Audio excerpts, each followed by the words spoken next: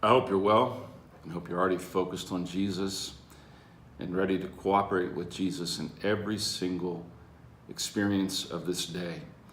We've been looking at 28 characteristics of our love being perfected by Jesus, which are found in Matthew chapter 5. And Matthew chapter 5 is the beginning of the Sermon on the Mount, and it begins with the Beatitudes, which all begin with the word blessed or blessed. Blessed are the poor in spirit, blessed are those who mourn, blessed are the meek. And it goes on with this idea of being blessed. Now, in order to be blessed, there must be someone who is blessing us. We talked about yesterday that spirituality is a little bit like a good infection, that once it enters into us, it brings a blessing, not sickness. And that Christianity is God in us, Christ in us, the Spirit in us as a blessing. But the question is, why would God bless us? Well, He would bless us so that we could glorify Him, so that we could manifest in flesh and blood the existence of genuine, perfect, continuous love. And the Beatitudes, and I think there are 9 of them, some people think there are 8, they flow together as if they were the effects of this blessing on a human being. First, a person blessed by God will experience poverty of spirit. They'll be zeroed out in the presence of God.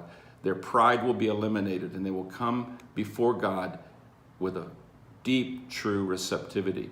Then they will mourn, but they will mourn and be comforted. And when they mourn and they are comforted, the comfort and the mourning together turn into compassion.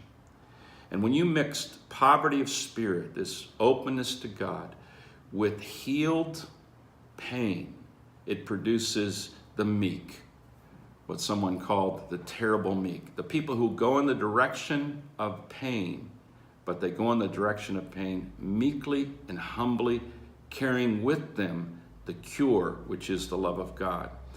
And then that produces within us a hunger and a thirst for righteousness. We are just hungry for things to be the way they should be. We dream and we want and we can't wait to be filled with only things that are just.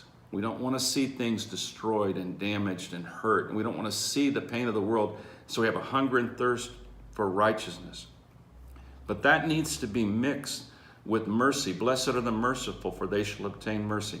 And when you mix hunger and thirst for righteousness with a heart filled with mercy, then the next beatitude, the blessing, manifests itself as blessed are the pure in heart, for they shall see God. As we go through this process of this blessing working its way into our inner life and through our inner life, we notice a change. We begin to see God available and visible everywhere. I remember an author named Dallas Willard that wrote a book about spirituality. When I read this book, I didn't really understand what he was saying. He made this statement. He said, "We live in a universe of boundless, competent love." And I read that and I thought, he doesn't live in Miami. He doesn't live in Sao Paulo. What in the world is he talking? He's talking about the fact that when we have these characteristics being poured into us by the blessing of God, we become the blessed. Our eyes are open to the presence of God, and we see the presence of God very close in every circumstances. The universe stops being a place that frightens us.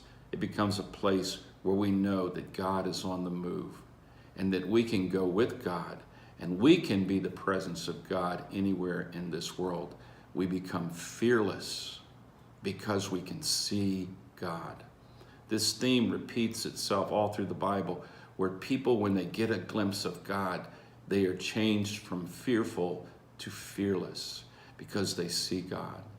As we approach our own death, we see God. As we approach our own weaknesses or even a sickness, we see God. When we see someone who hates us, we still see God working.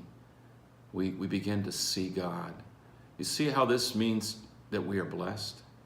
If we can come before God empty, we're blessed. If we can come before God with our tears and be cured, we are blessed. If we can come before God and we can be transformed into a meek person, we are blessed of God. If we are hungry and we are thirsty for justice, we are blessed because we're filled by the justice of Jesus. If we can then become merciful to those who are unjust and hurting and those who hurt us, then we are being blessed. And when we can see God in every aspect of our lives at work, then we become fearless because we can see God in the middle of anything. And our heart becomes pure because whatever gets your attention gets you. And if you can see God, then God has you. It's beautiful. It's absolutely stunning. But it only works if perfect love is available to us. And that perfect love is Christ in you, the hope of glory.